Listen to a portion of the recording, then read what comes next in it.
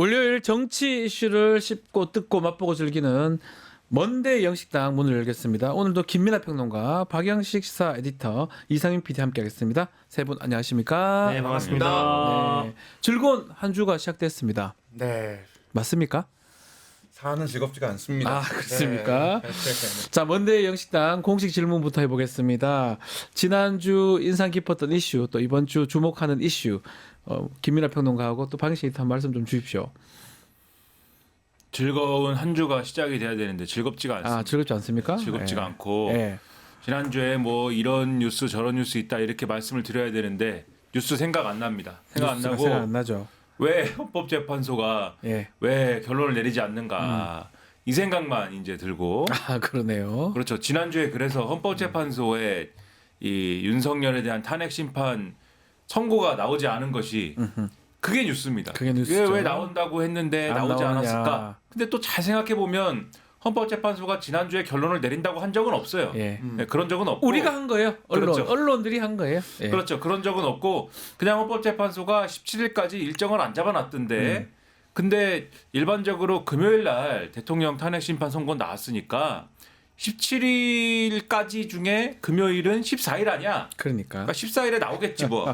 이제 이렇게 이제 예측을 한 거였거든요. 맞아요. 그러니까 그래서 기대를 막 하고 있었는데 안 나오니까 그래서 이제 좀 답답하고 화가 나고 뭐 이런 건데 어쨌든지 간에 역대 대통령 탄핵 선고에 걸린 이 결론 내는 것에 걸린 시간보다 늦어지고 있는 건 또 맞습니다. 맞아요. 그렇기 네. 때문에 마음을 졸이고 있는 상황인데 그래서 이번 주에 기대되는 뉴스는 또 그거겠죠. 예, 그래도 이번 주에는 나오겠지. 그럼 이번 주에는 언제 나올 것이냐?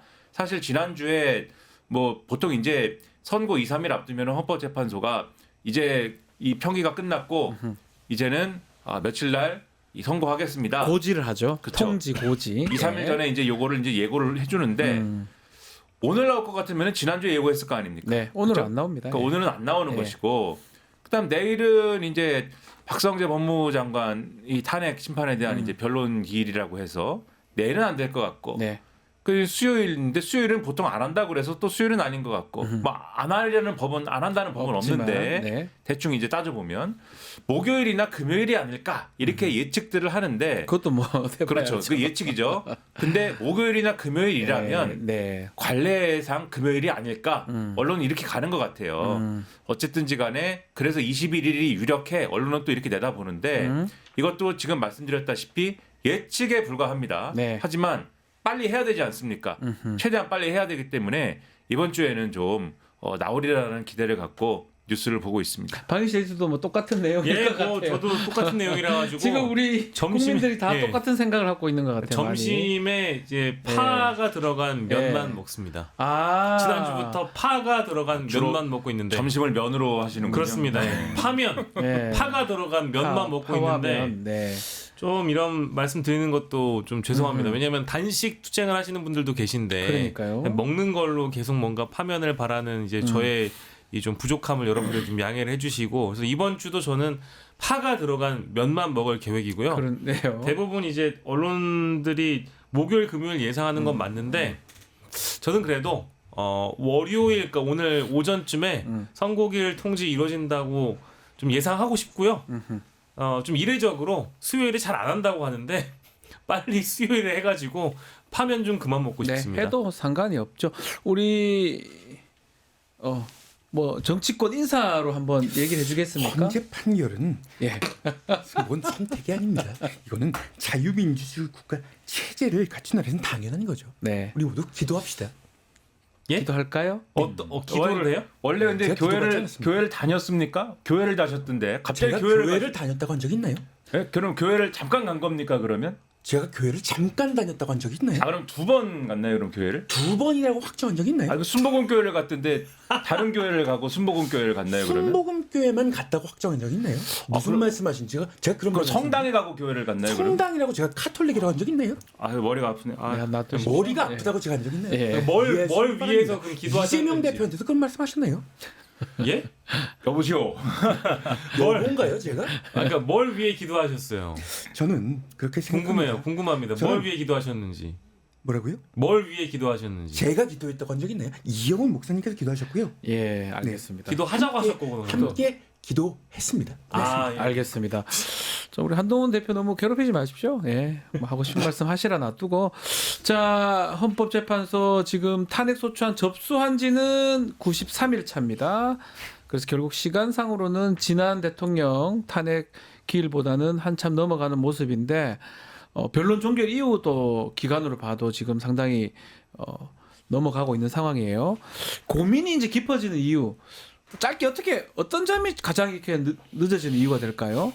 근데 그것을 사실은 알 수가 없습니다. 진짜 알 수가 없습니다. 이거 네. 다 거짓말이에요. 지금 밖에 나오는 얘기 절대 안 나옵니다. 그렇죠. 뭐 다 거짓말이에요. 지금 사실 윤석열 지지 측에도 온갖 지금 설이 나돌고 네. 있고 또 이제 탄핵을 찬성하는 분들 사이에도 이게 이렇다더라 저렇다더라 뭐 얘기가 많이 나오고 있습니다만 사실 알 수 있는 것은 알 수 있는 수단이 없습니다. 네. 헌법재판관들이 굉장히 이제 엄밀한 보안 속에서 논의를 하고 있는 과정이고 언론의 취재나 이런 것들도 취재를 할 수가 없어요. 이 헌법재판관들을. 그래서 알 수 없는 사안이고 다만 이제 간접적으로 만약에 취재가 가능하다라고 하면 그 이제 헌법재판 연구관들 있지 않습니까? 재판 연구관들. 연구관들한테 뭐 어디까지 진행됐어요 이렇게 물어볼 수는 있겠지만 그분들도 몰라요. 알 수가 없고. 그분들은 적기만 하는 사람들이에요. 판결문, 결정문, 초안 그렇죠. 잡는 사람들이에요. 그렇죠. 예. 다만 이제 평의가 끝났냐 안 끝났냐 뭐 이 정도를 알 수 있는 거겠죠. 근데 다만 평의가 안 끝났으니까 이제 오늘도 평일 한답니다. 그렇죠. 예. 요런 거를 알 수 있는 거죠. 진행이 되고 있구나.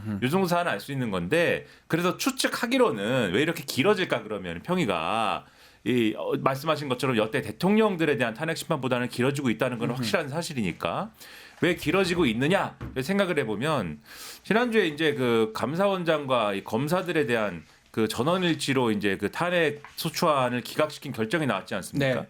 근데 그거에 대해서도 사실 다 결정이 쉬울 것이다 이렇게들 예상을 했지 않습니까? 뭐 왜냐하면은 이 결정 과정에 보면은 재판관들이 이거는 뭐 기각이 되겠구나 싶은 그런 예상을 하게 만드는 질문이나 이런 것들을 계속 했거든요. 네. 그 상당히 쉽게 결론을 내릴 모양이구나 이렇게 생각을 했는데 결정문에 보면은 대부분의 쟁점들에 대해서 다 판단을 내린 걸로 지금 나와 있습니다. 맞습니다. 그래서 김건희 여사, 김건희 씨에 대한 어떤 검찰의 수사나 이런 것들이 충분히 진행이 됐는지 그리고 검사들이 주장한 사실은 말도 안 되는 논리. 이거는 야당의 탄핵 소추 이 권한에 대한 남용이다. 뭐 이런 주장. 그런 거에 대해서 그렇다 아니다. 심지어는 이 탄핵 소추 권한의 어떤 그 행사에 있어서 정치적인 목적이나 뭐 이런 게 있다 할지라도 그것은 남용이 아니다. 뭐 이런 내용까지 다 판단한 거잖아요. 그리고 그 판단을 하는 과정에 8명이서 토론을 하고 뭐 자기 나름대로 뭐 얘기들이 경론이 오가고 이랬을 거 아닙니까? 거기다가 재판관 3명의 경우에는 감사원장 이 탄핵 그 결론에 대해서는 또 별개 의견을 내지 않았습니까? 그렇죠. 그 별개 의견을 내기까지의 또 토론과 뭐 이런 과정이 있었을 거 아닙니까? 그러니까 헌법 재판관들끼리는 이 완전한 어떤 결정문을 내기 위해서 상당한 고민과 상당한 토론과 상당한 논쟁을 하는구나. 사실 이 결정문을 보면은 느껴지거든요. 네. 그런데 또 박근혜 이 대통령 전 대통령에 대한 결정문을 봐도 그런 내용들이 다 있어요. 또 그런데 윤석열이라는 사람은 이전에 박근혜 전 대통령 사실은 본인이 나와가지고까지 뭐 이렇게 대응을 하지는 않았습니다. 윤석열이라는 사람은 지금 본인이 직접 이 변론기일에 다 나와가지고 대응을 직접 하기도 하면서 온갖 쟁점들을 다 생산해낸 지금 상황 아니겠습니까? 네. 그럼 이 쟁점들에 대해서 헌법재판관들이 나름대로는 이 입장을 다 이제 얘기를 해야 되고 토론을 해야 되는 과정이 있어야 될 것이고 또 워낙 사상 초유의 일을 벌여놓은 상황에서 이 결정문이 완전히 촘촘하게 이제 이런 논리들을 담고 있지 않으면 후대에 또 어떤 법꾸라지가 대통령이 돼가지고 그 당시에 계엄령을 선포를 했는데 그때 헌법재판소가 물론 탄핵을 인용을 했지만은 그때 결정문에 보면 이러저러한 내용은 담지 않았기 때문에 그러니까요. 그런 빈 구멍을 활용해서 나는 계엄령도 선포할 수 있어 이렇게 갈 수도 있는 거거든요. 그래서 이러한 점을 여러 가지를 고려를 해보면 그러한 완전한 어떤 결정문을 만들기 네. 위해서 정말 책 잡힐 거 없는 완전한 결정문을 만들기 위해서 상당한 노력을 기울이고 있을 것이다. 좀 이렇게 생각을 하는 것이 합리적이지 않을까. 저는 그렇게 보고 있습니다. 헌법에 정말 중요한 내용을 담아야 됩니다. 결정문은 앞으로 후대에 아주 모든 사람이 기억될 수 있는 그런 결정문이 나와야 된다. 뭐 그런 측면을 지금 말씀하셨는데 또 윤석열 외에도 다른 탄핵 사건이 지금 동시에 되고 있어요. 특히 몇몇은 좀 중복되는 경우도 있거든요. 그래서 그때 노무현, 박근혜 그때는 다른 추가 사건 없었잖아요. 이것도 좀 영향이 있을까요? 그렇죠. 그러니까 지금 지난주에도 이 왜 늦어지는지에 대해서 네. 탄핵 심판 선고가 왜 늦어지는지에 대해서 예상하는 것 자체가 좀 무의미할 수도 있겠다라는 생각이 듭니다만 이번 주에도 저희가 그 배경을 예측하기가 어려운 상황에서 이제 이런 뭐랄까 사례들이 있다라는 걸 소개를 해드려야 돼가지고요. 네. 일단은 박근혜 전 대통령 때와 노무현 전 대통령 때는 뭐 감사원장이라든지 검사라든지 뭐 방통위원장이라든지 경찰청장이라든지 법무부 장관이라든지 이런 사람들 등등에 대한 선고 기일이 잡혀 있거나 뭐 변론 기일이 있었다거나 이러진 않았었거든요. 아무것도 없었어요. 그때는. 그러다 보니까 네. 당연히 이제 뭐 업무가 과중하고 결정문을 쓰거나 이제 심리를 하는데 굉장히 좀 어려움이 있지 않겠습니까? 그러니까 시간 지연에 대한 문제를 예상하는 과정에서 이제 이런 얘기가 저는 뭐 당연히 나올 수밖에 없다라는 생각이 들고 네. 이건 뭐 너무 뭐랄까 어찌 보면 당연한 이야기 같아요. 그래서 뭐 헌법재판관들도 사람인데 하나의 일을 여러 가지 일을 한꺼번에 다 할 수는 없지 않겠습니까? 네. 그래서 이제 이런 케이스가 전직 대통령들의 탄핵 심리 과정하고는 좀 다를 수 있겠다라는 생각이 들고요. 지난주에 이어서 이번 주에도 아마 동일한 예상들을 할 수밖에 없을 텐데 어쨌든 여론은 지금 현재 과정도 노무현 박근혜 전 대통령 때와 굳이 비교해 본다면 여론이 완전 원사이드하지 않잖아요. 지난 주말 집회 때도 시위나 집회의 이 상황을 보면 어쨌든 지금 윤석열 퇴진을 외치는 분들이 굉장히 어마어마하게 많았던 것도 사실이지만 네. 윤석열 탄핵을 반대하는 사람들의 집회 또한 있기 때문에 그런 여론을 신경 쓰지 않을 수 없겠다라는 부분도 있겠고 다만 저는 결론을 예측해 보자면 결론이요? 8대 0이라는 인용 결론은 뭐 저는 다르지 않을 거라고 봐요. 뭐 기존에 있었던 다른 탄핵 심판 선고 내용을 보면 대부분 다 8대 0으로 지금 수렴이 되고 있고 이게 8대 0이 안 되면 뭐 일각에서는 지금 7대 1이거나 뭐 6대 2의 상황이기 때문에 이거를 좀 조율해가는 그런 과정이라는 얘기가 있긴 예상을 한다던데 저는 네. 전혀 그렇게 예상하지 않고요. 동의하지 않고 8대 0이라는 결론이 날 텐데 앞서 이제 김민하 평론가님이 말씀해주신 이제 별개의 의견이라든지 이런 것들을 지금 다는 과정에서 약간의 뭐 조율이 있지 않겠는가 이런 생각이 좀 듭니다. 네. 그 누구- 박영식이 꼼짝 마. 잠깐만요. 야, 우와. 하나님의 역사를 몰라서 그럽니다. 윤 대통령이 구치소 야. 들어가가지고 성경 보고 거기서 아멘. 할렐루야. 그래서 임기 2년 동안 그거를 자유 통일시키려고 하는 세계적인 대통령들은 다 감옥 깜빵 갔다 왔어. 꼼짝 마. 이번 주에 곧 나옵니다. 하나님의 역사야 역사. 그러니까 감옥 간 거는 하나님의 뜻이다. 윤석열 감옥 간 거 하나님 뜻이다. 감옥 갈 만해서 갔다. 그렇게 해석되나? 난 그런 말한 하나님이 적이 감옥 없어. 보냈다. 가만히 있어. 대한민국을 가만히 있다가 북한과 중국에 그러니까 맥히게 윤석열을- 생겼으니까 대협령을 선포한 거야. 감옥 보낸 여기 거는 구독자들은 좋아요는 하나님이 눌러. 보냈다. 구독자 꼼짝 마. 하나님이 감옥 보냈다. 구독자 꼼짝 마. 하나님 역사야. 원망하고 하나님 싶으면 역사. 하나님 원망해라 이런 건가요? 꼼짝 마. 김민아 꼼짝 마. 네? 하나님을 까불면 원망해라. 나한테 죽어. 하나님이 감옥 죽어 나한테 보냈다. 하나님. 네. 김혜평 같은 뭐 꼼짝 마. 사회자도 꼼짝 마. 알겠어요. 다 꼼짝 마요? 요 토마토도 근처 꼼짝 마. 다 요 꼼짝 근처에서 마. 하시잖아요, 사실은. 하나님의 역사야. 이 근처 강화문에서 지금 하고 계셔가지고 네. 뭐 매번 시비 안 거셔도 돼요. 뭐 그냥 그 아니, 물어보고 싶은 게 이상민 있더라고요. PD 역할이라서 아니 그거에게 물어보고 꼭 물어보고 싶어지더라고요. 답할 수 없습니다. 이상민 PD가 답하기는 좀 어려울 것 같고. 일방적인 네, 주장이기 때문에 뭐 그거는 확실한 것 같아요. 지금 뭐 찬반 시위도 지금 주말간 있었고 집회도 있었는데 뭐 8대 0, 4대 4, 6대 2, 뭐 5대 3 등등 제가 그 얘기 꼭 하고 싶어요. 다른 건 몰라도 판결은 비밀 유지가 됩니다. 그거 밖에 나올 리는 저는 없다고 보거든요.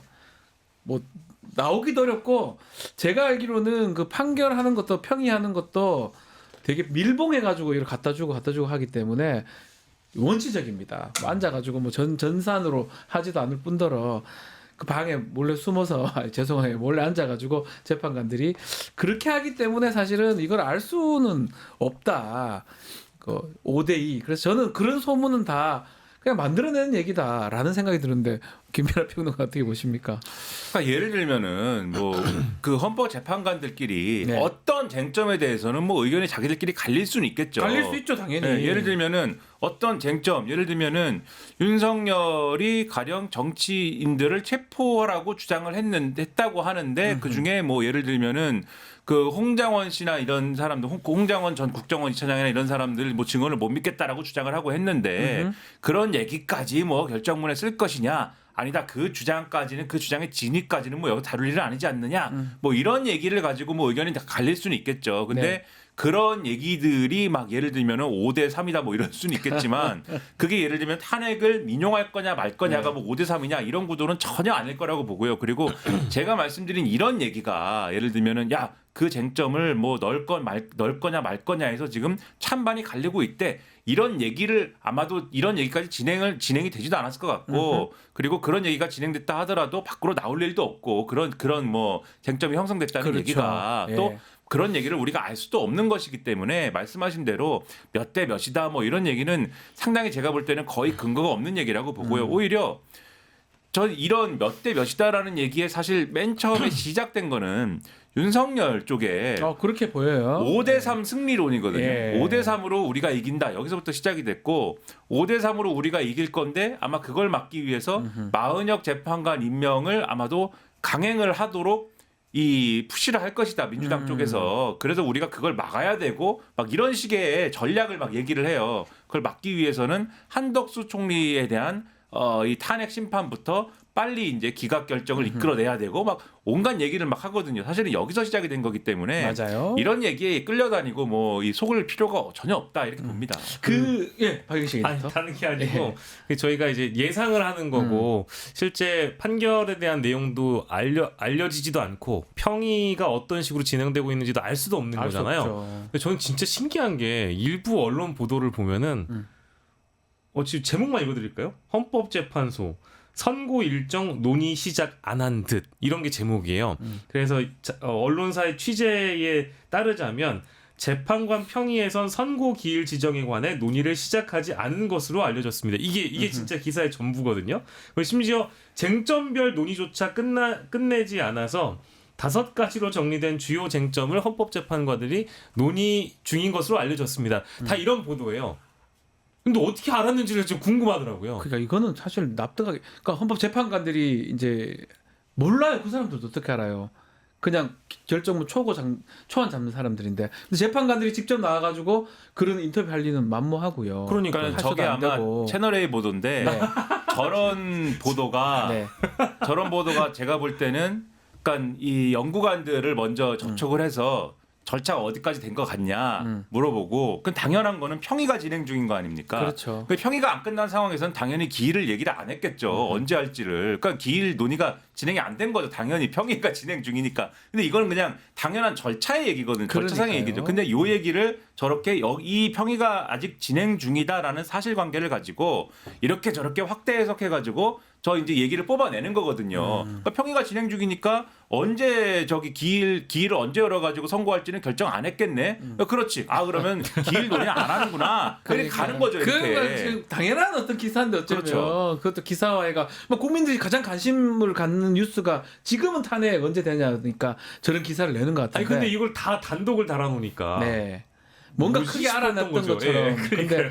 실제로는 아직까지 뭐 우리 박영식 에디터 말대로 오늘 선고하겠다고 수요일 날 선고하겠다 얘기할 수도 있는 거고요. 사실 알 수 있는 건 없습니다. 헌법재판소에서 얘기하는 게 맞는 거고요. 우리 요즘 밭글 저도 많이 봤는데 그 밭글 그거 믿을 필요는 없을 것 같다 생각이 듭니다. 댓글은 저도 지금 여기서 하나씩 생산해낼 수가 있습니다. 여기서 네. 이거 하는 중에 한 3개 생산해낼 수 있습니다. 예. 그러니까요. 자, 뭐 우리 누구죠? 안녕하십니까. 아유, 오랜만에 뵙네요. 오랜만에 뵙네요. 헌법재판소가 지금 시간을 엄청 끌고 있습니다. 윤 대통령 탄핵 선고가 그렇게 어렵습니까? 아니면 스스로 흔들리고 있는 겁니까? 아니면 민주당과 우리법 연구에 내통하면서 이렇게 흔들리고 있는 겁니까? 왜 웃는 겁니까? 웃으면 안 돼요? 고소하세요. 아니 뭐 웃으면 안 돼요. 깜짝 웃으면 놀랐어요. 안 돼요? 나 진짜 사실- 깜짝 놀랐어요. 사실 탄핵 영순위는 이재명.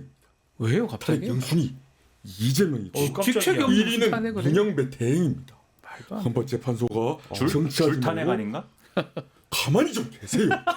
이렇게 한동훈식으로 쭉 빠져나가고 자 그래서 공정한 재판 해달라는 게 제7 요구입니다. 네. 이재명 대표가 탄핵 영순이죠. 예. 어우, 깜짝 원희룡 놀랐어요. 전 장관님 열심히 하셨습니다. 예. 대선 알겠습니다. 나오시는 거예요? 나오십니까? 사랑합니다. 네, 알겠어요. 자, 좀 원희룡 장관 얘기도 나왔지만 국민의힘 얘기를 좀 해보면 권성동 원내대표가 판단 결과에 승복하겠다라는 입장을 밝혔습니다. 첫 공식 입장 같은데 어떻게 봤습니까? 이게 파면 나왔을 때 받아들이겠다. 또 윤석열 측은 또 받아들일까요? 그거랑 달리 갈 것 같기도 하고 어떻게 봐야 됩니까? 그러니까 이게 재밌는 대목인데 네. 예를 들면은 이 헌법재판소 결정이 탄핵 말씀하신 대로 탄핵 인용이다. 네. 그러니까 파면이다라고 결정이 됐을 때 과연 당사자인 윤석열이 이것을 받아들이겠느냐. 지금까지의 이제 주장과 행위 양식으로 봤을 행동 때 보면 제가 볼 때는 받아들이지 않을 재간은 없죠. 근데 이 어떤 절차적으로는 그렇죠. 이 하지만 단심이에요. 한 번으로 그렇죠. 끝나는 겁니다. 그렇죠. 예. 하지만 정치적으로 뭐 제가 잘못한 게 맞고 그러면 헌법재판소가 이런 결론을 내렸기 때문에 제가 잘못한 게 맞는 것 같고 제가 아주 뭐 반성을 하고 제가 아주 나쁜 놈입니다. 뭐 이렇게 하고 끝나겠는가? 네. 그렇지 않을 거 아닙니까? 이 안 부당하다고 안 하고 그럴 것 같아요. 예. 네, 뭐 어쨌다고 하고 정치적인 영향력을 계속해서 행사하게 하는 것이 정당하다라는 쪽으로 가기 위해서 네. 정치적 영향력을 포기하지 않고 갈 거 아닙니까? 계속 영향력을 계속 발휘하려고 할 거 아닙니까? 네. 그러니까는 헌법재판소의 이런 결론은 부당하다라고 할 거거든요. 그래서 제가 볼 때는 정치적으로 수용하지 않을 가능성이 높아요. 이 윤석열은. 윤석열 본인은 그렇죠. 그런데 다만 앞에 조금 말씀드렸다시피 지금 윤석열 월드에서는 본인이 이기고 있습니다. 본인이 5대3으로 승리하는 중이에요. 아유 4대 4도 있어요 거기는. 그렇죠. 그쪽 분위기 보면 8대 0으로 각하한 그도 있어요. 거기 네. 뭐 다른 근데 생각이 이제 없습니다. 공식적으로 주장하는 거 보면은 4대4 각하론을 모 변호사님이 이제 주장을 공식적으로 막 네. 공개적으로 하고 있고, 네, 모 변호사, 네, 네. 그리고 이제 변호사인데. 모 변호사님이 이제 주장을 하고, 네, 네. 근데 제가 이제 저쪽 이제 그 윤석열 월드의 이제 분위기에 5대3론이 있고, 네. 그 5대3 중 3명만 어쨌든 간에 반대해도 어쨌든 이건 안 되는 거지 안 되는 않습니까? 거니까. 파면이 안 되는 거니까 네. 5대3으로 이기고 있으니까 지금 윤석열 쪽은 정중동 분위기다. 언론이 이렇게 보도하지 않습니까? 네. 그러니까는 굳이 헌법재판관들을 자극하지 말자 이런 모드가 되고 있는 게 이런 흐름인 거잖아요. 네. 근데 당의 입장에서는 그렇지 않아도 지금 우리가 뭔가 승복 메시지 내야 될 것 같고 파면이 되면 이게 뭔가 조기 대선으로 가야 되는데 불복을 할 것 같으면 대선 모드로 갈 수가 없지 않습니까? 그러니까 뭔가 가야 되는데 그동안 윤석열이 만약에 헌법재판소가 절차가 다 잘못되고 있고 내가 이게 망할 것 같아 이런 분위기면은 승복 메시지를 낼 수가 없죠. 그 코드에 맞춰서 가야 되기 때문에. 근데 참 뭐라고 얘기하기 어렵지만 승복 메시지를 낼 수가 있게 된 것은 윤석열 월드에서는 이기고 있기 때문입니다. 네. 자신들이 이기고 있다고 하니까 이긴다고 생각되니까 지금 여당에서 권성동 대표가 승복 메시지를 낸 것이다. 이렇게 그러니까 보시는 얼른 거군요. 이 순간을 이용해서 네. 승복하겠습니다라고 얘기를 하는 거죠. 그러면 윤석열 쪽에서 아니 예를 들면 자기들이 뭐라 하면 지는 분위기 같으면 뭐라고 할 텐데 네. 지금 뭐 무슨 승복 메시지냐 지금 헌법재판소가 이렇게 부당하게 하는데 이렇게 할 거지만 본인들이 이긴다고 하고 있으니까 그러네요. 그렇게 당에 뭐라고 해석되네. 할 수가 없잖아요. 그러니까 이 틈을 이용해서 이제 승복한다 하는 거지만 정작 파면이 됐을 때 윤석열이 반발하기 시작하면은 그 승복 분위기를 쭉 뭐 이어가기는 어려울 어렵겠죠. 것이다. 하지만 이런 메시지를 내는 어떤 그 딜레마 국민의힘의 어떤 곤란한 사정 이런 것들은 여기서 좀 엿볼 수가 있다라는 겁니다.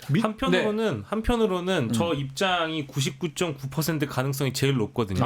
근데 내심 공식 입장이라고 딱 예. 못 박아가지고 예. 권성동 원내대표가 얘기를 했다라는 것은 실제 어떤 결론이 나오더라도 당 지도부 입장에서는 조기 대선 모드로 전환을 해야 되기 때문에 그렇죠. 제 요거를 고리로 해서 일단 윤석열과의 시기 보다가 네. 이쯤에서 해줘야 되겠다 생각했겠네요. 그렇죠. 거리두기를 만약에 해야 되면 명분이 또 필요하지 필요하니까. 않겠습니까? 그러니까 뭐 예. 지금 승리나 혹은 기각각적으로 잡고 있는 윤석열 측의 상황도 충분히 고려해서 승복이란 메시지를 낸 것으로 보이는데 저는 지금 상황을 딱 보면 어떤 느낌이 드냐면 부산 엑스포 유치하던 당시가 생각이 나요. 그때 어마어마한 착각 속에 빠져 있었잖아요. 저도 믿었어요. 저도 사실은 그때 믿었어요? 보도가 너무 이제 원사이드하게 나와가지고 이거 뭐지라는 생각이 들었거든요. 근데 결과 나오고 나서 엄청나게 충격을 받았었잖아요. 충격받았죠. 많은 근데 국민들이. 그때는 엑스포가 이제 물 건너 가고 나서 부산이 실패했다는 결론이 나왔을 때 뭐 우리 뭐 부산에 계신 시민분들이나 국민 여러분들이 어디 뭐 이제 배 타고 넘어가거나 비행기 타고 넘어가 가지고 이거를 결과를 되돌려 달라고 어디 항의할 수 있는 방법도 없지 않습니까? 네. 근데 지금 이 상황이라는 것은 헌재 결정이 나오게 되면 이제 국내 사안이기 때문에 이거에 대해서 절대 포기하지 않고 한남동 관저에 알박기를 한다면 나오지 않을 가능성이 훨씬 더 높기 때문에 어쨌든 지금 일단 나중에라도 이 당의 공식 입장을 핑계 삼아서 지도부로서는 어쨌든 이 탈출구를 마련해 놔야 되기 때문에 이게 아마 나중에 좋은 명분이 될 것 같기도 합니다. 근데 네. 과연 윤석열을 이길 수 있을까? 이길 수 있을까? 저는 못 이길 것 같아요. 안철수 안철수 안녕하십니까. 최근에 마라톤을 완주한 안철수입니다. 안철수입니다. 윤 대통령이 당연히 승복해야 됩니다. 예. 승복은 항복이 아닙니다. 극복과 회복의 시작입니다. 아 좋습니다. 그래서 자유민주주의를 지키는 힘이기 때문에 이거는 좋든 싫든 받아들여야 된다 이렇게 생각하는 게 제 입장입니다. 진짜입니까? 그럼 구랍니까? 아니 근데 추임새 네, 죄송합니다. 예. 그래요. 그러면 저 이제 갈 텐데요. 뭐 썰렁개 썰렁개 철수하십니까? 네. 웃으면서 헤어지는 걸 뭐라고 하는지 아세요? 철수요. 바이크. 그 잘 가요. 하나만 더 해볼까요? 예예 좋네요. 그늘에 있으면 행복한 이유가 뭔지 아세요? 시원해 뭐지? 해피해서. 해피해서. 아유 그래요. 예, 이쪽은 뭐 별로 안 웃어요. 좀 재밌어요. 아유, 안철수 기분 좋습니다. 어쨌든 승복을 내야 된다 이렇게 봅니다. 승복하세요. 승복. 네. 네. 자 좋습니다. 지금 대치 상황이 아주 극도로 지금 된 상황이에요. 주말간에 이 집회가 상당히 많았었는데 오세훈 시장이 지금 헌재 인근에 설치된 천막에 조치를 취하겠다라고 하는데 헌재 인근에는 야당 어떤 집회가 지금 이루어지고 있거든요. 국민의힘은 아니고 국민의힘 광화문 쪽에 있다고 보면 이거 어떻게 봐야 됩니까? 서울시장의 조치. 근데 이런 것들을 뭐 이렇게 얘기를 하는데 광화문 집회나 이런 거 열릴 때 보면은 네. 보도나 이런 게 많이 나왔습니다만은 전광훈 집회 뭐 이렇게 광화문파라고 자기들이 뭐 이렇게 네. 자기들끼리 구분을 하지 본인들이 않습니까? 뭐 그렇게 얘기하시니까요. 근데 거기 뭐 부스를 쫙 깔아가지고 네. 거기서 뭐 이 전광훈 비즈니스가 시작이 된다는 거 아니에요. 네. 그러니까 그런 것들이 과연 집회 신고 사항에 허가가 되는 행위인지 그것도 저는 뭐 말하고 싶지만 하여튼 네. 그 이상한데 사실은 그렇죠. 그리고 네. 그런 게 뭡니까? 그 집회 목적에 맞는 것인지 신고할 때는 그런 상행 있지 않습니까? 상행위로 봐야 되는데 그렇죠. 한편에 예. 거기에 무슨 뭐 휴대폰 알뜰폰 뭐 가입도 뭐 시킨다 그러고 무슨 뭐 농협 무슨 카드도 뭐 그 개설하는 거 시킨다 그러고 뭐 그런 거를 쭉 한다는 것인데 네. 그런 것에 대해서는 뭐 이런 방법 말씀 안 하시는 것 같은데 그런 거는 아무런 얘기도 없고 지금 이 정치적인 어떤 문제에 대해서 집회를 하는 거에 대해서 뭐 천막에 대해서만 뭐 바로 천막 치자마자 지금 뭐 이렇게 이런 것들을 뭐 안 된다 이렇게 나오는 거는 제가 볼 때는 물론 명분에 대해서는 국회의원이 이렇게 천막 치는 거는 뭐 별개의 문제다라고 얘기를 하면서 뭔가 이렇게 국회의원이 하니까 이거는 문제다라고 하는 이 별개의 논리를 지금 들이대고는 있어요. 네. 근데 그걸 뭐 집시법상에 국회의원이 하는 거에 대한 차별적으로 뭐 집행을 해라 이런 내용은 없는 걸로 저는 알거든요. 그렇기 때문에 그러한 것들은 임의적인 기준인 것 같고 이게 하려면은 그러한 일체 뭐 아주 뭐 이 집시법이라든가 이런 것들에 들어있는 이런 조항을 근거로 해가지고 서울시장으로서 이런 것들 아주 강력하게 내가 뭐 집행하겠다 뭐 이런 거라면 모를까 이렇게 다른 이유를 들어서 국회의원이 하니까 안 돼 이렇게 주장하는 거는 이게 야당이 하는 집회에 대해서 내가 뭔가 더 강경하게 어떤 대응하는 모습을 보여주고 과시함으로써 이 소위 말하는 윤석열 탄핵에 반대하는 어떤 그런 지지층에게 내가 어필해보겠다 이런 정치적인 목적을 가진 것으로 그렇게 보일 수가 있으니 그러니까요. 제가 볼 때는 이런 처신은 제가 볼 때는 이제 속이 빤히 들여다 보이는 걸로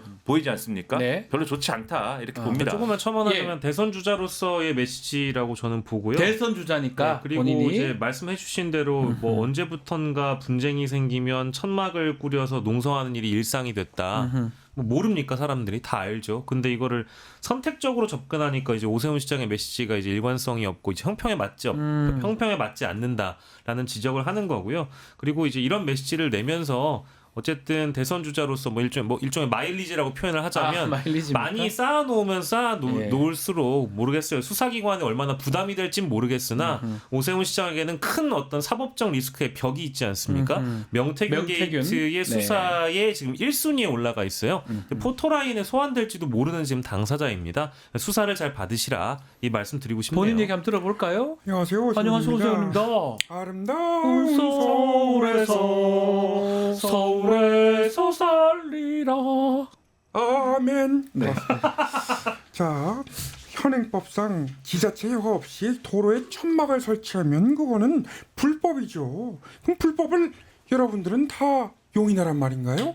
정강훈 목사님은 허용해줬습니까? 아니, 용인하란 말인가요? 저는 그걸 묻고 전강훈- 싶습니다. 전강훈 허용해줬나요? 그럼? 전강훈 씨가 친구인가요? 이미 서울시와 종로구가 협의해서 두 차례 하나님과 친구든데. 구청에 이미 구두로 개고한 적이 있습니다. 근데 거대 야당은 들은 척도 하지 않아요. 네. 그래서 공권력 위에 군림하는 것, 이거는 국격의 추락이다라는 걸 분명히 말씀드리겠습니다. 정강훈 목사 들은 척 하던가요? 무슨 말씀하시는 건가요?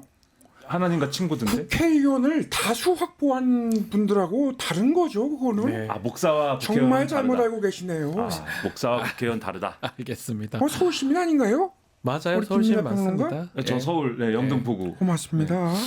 네, 지금 오세훈 시장 나왔지만 명태균 특검법 얘기하지 않을 수가 없습니다. 본인도 연관성이 좀 있다고 봐야 될 것 같은데 결국 최상목 대행의 거부권 행사로 다시 국회에 돌아와서 재표결 될 것 같은데 3분의 2, 200 넘어야 됩니다. 108석 국민의힘이 반대를 하고 있기 때문에 앞으로 또 어떻게 될까요? 뭐 좀 계속 반복됐던 것 같아요. 특검법 하나도 통과된 게 없지 않습니까? 이때까지.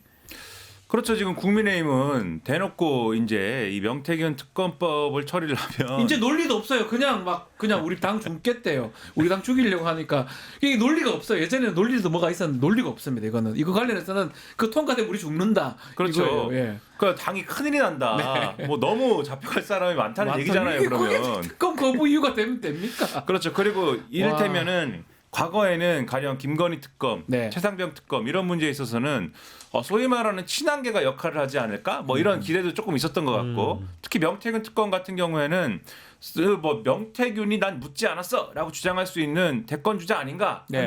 한동훈 전 대표가 그래서 친한계가 좀 역할할 수 있지 않겠어? 이것도 비슷한 기대가 있었는데 지난번에 그 중앙일보 인터뷰에서 물어봤어요 기자가 명태균 특검법 어떻게 합니까? 중앙일보 인터뷰였나요? 다른 인터뷰일 수도 있는데 네. 한동훈 전 대표가 뭐라고 했느냐?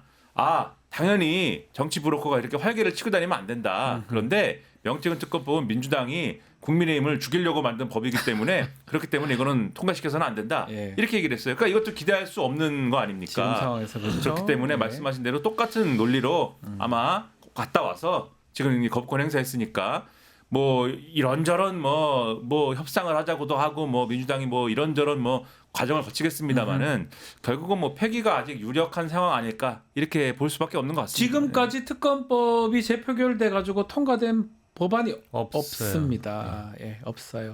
단 한 건도 없어요. 단 한 건도 없습니다. 국민 여러분, 아이고, 죄송해요. 이렇게 방송이 어지러우니까 제가 계엄을 한 겁니다. 아, 싫어요. 여러분, 정말 제가 이렇게 시끄럽게 한 건 죄송하지만은 명태균 정말 때문에 잠깐만, 제가 미국에서 편지를 받았어요. 편지 편지 못 받았어요? 받았죠? 이건 2달 전에 왔다는데 뭐지, 이게 무슨 그게? 편지지? 프레지던 이거 뭐야 이거? 민간 국가? 민감. 아, 민간 국가? 아. 민감 뭐야? 난 밀감이 좋은데 이거 민간 무슨 뜻이에요? 국가. 아유. 술 이름인가? 술, 이거 뭐라고 쓴 거야? 영어일 걸요? 알콜. 프레시덴트라는 술이 있나? 네, 그건 것 같은데요. 네. 우리 이든이 형이 술을 냈나? 아무튼 이거 민감이라는 편지 받았어요. 그것 이 편지 때문에 못 받았지 이런 거. 민감해요. 러브레터야 이런 거. 큰일 났어요. 술 먹자는 것 같은데. 좋은데 이런 거는. 술집 이름인가 봅니다. 위스키인가 봐 이런 거 요즘에. 그 문제 난 얘기해 소맥이 보죠. 좋은데. 바로 또 우리 윤석열 연결해 주시는데 미국이 원자력, 인공지능 등 첨단 기술 협력이 제한될 수 있는 민간 국가 리스트에 우리 한국, 대한민국을 추가를 했습니다. 일단 방시 에디터 이렇게 추가한 배경을 미국은 어떻게 얘기를 하고 있습니까? 민감 국가. 그러니까 이게 뭐 정확한 배경이라는 게 네. 그 대한민국의 정치적 혼란이 좀 고조됐던 시점이었기 때문에 그러니까 하필이면 이 시점에 그러니까 이게 지금 지난 1월이라고 예. 얘기하고 있거든요. 예. 그러니까 이제 계엄 비상계엄 이후에 이제 예. 이게 시점이라고 보니까 근데 일부 보도를 보니까요. 한국의 보안 능력을 믿지 못해서 그런 것이다. 이제 야. 이런 내용이 지금 전해지고 보안 있는 능력을 상황인데 못 믿는다. 일종의 그 지난해 7월에 있었던 이 한국계 전문가인 수미테리가 사법당국에 체포가 되면서 그러니까요. 이게 좀 이례적이라는 이야기가 나옴과 동시에 한국에 대한 경고가 아니겠느냐. 대한민국의 어떤 정보나 안보 관련된 그런 민감성이 제대로 관리가 되지 않고 있다. 한국 스스로가 관리를 하지 못하고 있다. 이런 얘기가 외교 소식통들을 통해서 나왔다라는 거예요. 네. 그래서 이제 이게 워싱턴 내부 기류를 따져봤을 때 한국이 뭐 정치적으로 불안하기도 하지만 많은 어떤 안보 사항들을 다루고 미국 정부조차도 불안하게 만드는 그런 상황이다라는 그런 판단을 미국 외교 당국이 했을 가능성이 높다. 그래서 특히 뭐 방첩 능력이나 이런 거 관련돼서 문제 삼았을 가능성이 높은데 이제 그런 상황 속에서 갑자기 비상계엄이 터지니까 도저히 이제 한국은 안 되겠구나라는 그런 판단을 미국이 했었을 것이다. 근데 이거에 대한 해석을 너무 아전인수격으로 하는 지금 분위기인 것 같아요. 네. 즉 야당에서는 이 비상계엄과 관련된 내용이 이제 트리거가 됐다라고 보는 의견이고 정부 여당 쪽에서는 다른 이유가 있었을 것이다. 네. 야당의 줄 탄핵 때문에 그런 것이다라는 그런 분위기인 것 같은데 이게 보니까 테러리스트 국가들이나 민간 국가로 지정된다고 하더라고요. 네. 그러면 이거는 지금 우리로서는 사실 외교적 죄송합니다만 개망신인 상황이거든요. 북한이 가장 민감한 국가고요. 그러니까요. 우리는 이제 민감 제한 국가로 들어갔어요. 거의 이거 뭐 테러 예. 국가나 테러 단체로 지금 지정된 그런 느낌이어서 이게 우리가 뒤늦게 알았던 것도 문제고요. 이게 정말 예상 못했던 일이 일어난 거 아니냐 이 생각도 들어요. 그러니까 이게 오늘 종합을 해보면은 네. 이런 것 같아요. 그러니까 에너지부에서 지정하는 거거든요. 지금 네. 민간 국가로. 그러니까 에너지부에서 지금 말씀하신 것처럼 핵 관련 능력이나 그다음에 AI라든가 이런 거 다 네. 들어가는 겁니다. 여기에. 다 들어갑니다. 근데 아마도 그러니까 이게 윤석열 정권의 태도와 결국은 비상계엄 선포와 그다음에 방금 말씀하신 안보에 대한 태도 이렇게 다 평가 대상이 된 걸로 생각이 되는 게 예. 윤석열 정권에서 계속 핵무장을 할 것처럼 굴었잖아요. 그래서 이게 바이든 정부에서 자꾸 그러니까 뭘 해주냐면 워싱턴 선언을 해줍니다. 워싱턴 선언을 통해 가지고 일종의 확장 억제를 더 잘해줄 테니까는 핵무장 얘기 그만해. 이렇게 정리를 한 거지 않습니까? 근데 그 이후에도 국민의힘의 대권 주자 내지는 주요 인사들, 당 대표격 인물들 그리고 윤석열 정부 내에서도 계속해서 핵무장 얘기를 합니다. 그러니까요. 네, 사실상의 핵무장 얘기를 쭉 해와요. 그래서 이것들은 뭐야 이렇게 생각을 하고 있는 와중에 바이든 정부가 그 와중에 뭘 합니까? 비상계엄을 선포를 합니다. 그러면 핵무장을 자꾸 얘기하는 나라가 비상계엄을 선포해가지고 미국의 통제를 막 벗어나려고 해요. 알려주지도 않았잖아요. 비상계엄 한다고. 그래서 민간 국가가 된 네, 거예요. 알려주지도 않으니까 논리적으로? 1월달에 야 이거 봐라. 그래서 민간 국가다. 이 사람들 통제 안 된다. 어디로 갈지 모른다. 그래서 이 사람들하고 핵 협력이라든지 이런 아주 이 보안이 안보적으로 굉장히 민감한 것들은 협력을 하는 데 있어서 제한을 해야 된다. 그래서 뭐 기타 국가로 들어갔긴 했지만 민간 국가로 리스트에 올렸다. 이렇게 봐야 되는 건데 네. 그러면 여기에 해법이 뭐가 돼야 됩니까? 빨리 우리나라가 안정적인 어떤 그런 정치 리더십으로 복귀를 하면서 이게 한번 집어넣으면 쉽게 안 빼준다는 거거든요. 그러니까요. 물론 발효가 4월 중순에 된다고는 하는데 그 전에 외교적인 협상을 쭉 진행을 해가지고 우리가 잠시 궤도에 이탈한 나라지만 이거는 우리가 분명히 선을 분명히 그면서 안정적으로 다시 복귀를 합니다. 정치 리더십이 이거를 보여주면서 핵무장 뭐 이런 것도 우리가 자체 핵무장을 그렇게 쉽게 하고 그러는 게 아니라 네. 이게 정치적으로 뭐 쟁점화되고 해서 그렇지만 지난번에 약속해 준 거 워싱턴 선언 이런 것들로 우리는 충분하고 우리가 자체 핵무장 하지 않습니다. 이런 것들의 가닥을 잡아나가는 걸로 회복을 해야 되는 거거든요. 예. 근데 국민의힘 당장 뭐라고 하냐면은 한덕수가 없어서 이렇게 된 것이다. 말이 안 되는 소리 같은데. 한덕수 총리가 있어야만이 무조건 이거는 해결할 수 있는 문제다. 한덕수 총리라는 한 사람이 없어갖고 이렇게 된 거면은 이 나라가 뭐가 됩니까? 말이 안 대한민국이 되는 말도 안 거다. 되는 얘기거든요. 트럼프 Hello, Korea. Yeah, my, Mr. President. My fellow subscriber. 뉴스 토메로 구독자 얼마입니까? 그런 것도 궁금하십니까? 구독자 100만 안 되면 예. 관세 올립니다. 간세 올립니까? 그리고 이 모든 게 다 슬리피 조. 조 바이든 때문입니다. 나 때문 아닙니다. 바이든 때문이다. 아 그러면 해제해 주나요? 트럼프 What? 해제해 줘요 이거 민간 국가. No. 해제는 또 안 해줘요? Oh, 일론 마스크. 머스크? 테슬라. 오케이. 테슬라? 지금 왕 노릇합니다. 알겠어요. 예. Thank you. 예, 미스터 트레전드 감사합니다. 좀 잘해주세요. 구독자 얼마입니까? 구독자 돈으로 사겠습니다. 돈 빼줘요 사- 민간 국가. 얼마 주면 빼줘요 민간 국가. 구독자에 민감합니다. 좋아요 형편 없습니까? 몇백 개 단인데 지금 3,700명 보는데 2,000명 졸고 있습니까? 세기. 알겠습니다. 그러니까 좋아요까지 지금 눌러달라고 트럼프 대통령이 트럼프. 하시는데 이 민간 국가를 빼주는 대가로 한국에게 뭘 요구를 하겠습니까? 그러니까 이제 이런 엄청 달라고 할 것 같아요. 이런 게 걱정이 되는 거고 예. 지금 뭐 외교부 입장 보니까 확정되지 않은 것이다라고 얘기를 하는데 중요한 건 외교 당국도 지금까지 몰랐다라는 거 아닙니까? 이걸 지금 그러니까요. 보도를 놓고 보도를 보고 지금 국민이 알겠다라는 게 일단 말이 되느냐 이 문제가 있는 것이고 그리고 이거 뭐 일부 보도를 보니까요. 그 우리가 과거에 미국에게 도청을 당했던 사실이 밝혀져서 있죠. 논란이 보도된 적이 됐었잖아요. 있죠. 그러니까 예. 정보 관리가 얼마나 안 되면 이미 이 속속들이 우리의 안방을 미국에게 공개를 다 해주고 물론 동맹국이긴 하지만 동맹국에게 이런 지금 조치를 했다는 게 더 놀라운 사실 아니겠습니까? 네.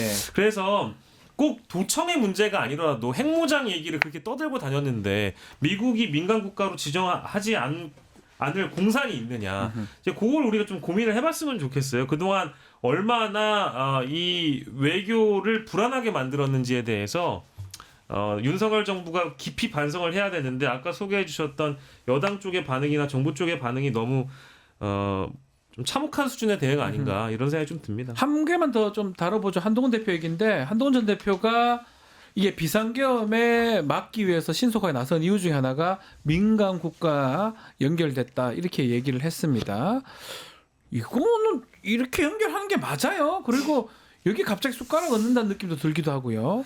정말 당시 대표였으면 더 신경 썼어야 되는 거 아닙니까? 아니, 그때 알았습니까? 한동훈 전 대표는 몰랐지 않습니까? 몰랐을 것 같은데. 아무도 몰랐으면 본인도 몰랐던 거 아닙니까? 그러니까 몰랐는데 이럴까봐 뭐 계엄을 해제했다 이렇게 얘기하는 거는 맞지 않는 것 같고 오히려 그때 집권 세력의 여당의 대표로서 네. 이 몰랐던 거에 대해서 사과를 하고 그때 정말 우리가 이걸 챙기지 못해서 잘못했다. 왜 잘못했는지에 대해서 윤석열 때문인지 뭐 어떤 것들에 대해서 이제 그것을 평가하고 뭐 이런 것들을 얘기를 해야 그렇죠. 되고 그다음에 방금 말씀드렸다시피 이거는 애초에 윤석열 정권의 외교 노선에서부터 사실은 그 씨앗이 잠재돼 있던 거거든요. 그리고 외교 노선에 대해서 본인의 반성문을 제출해야 되는데 뭐라고 했습니까?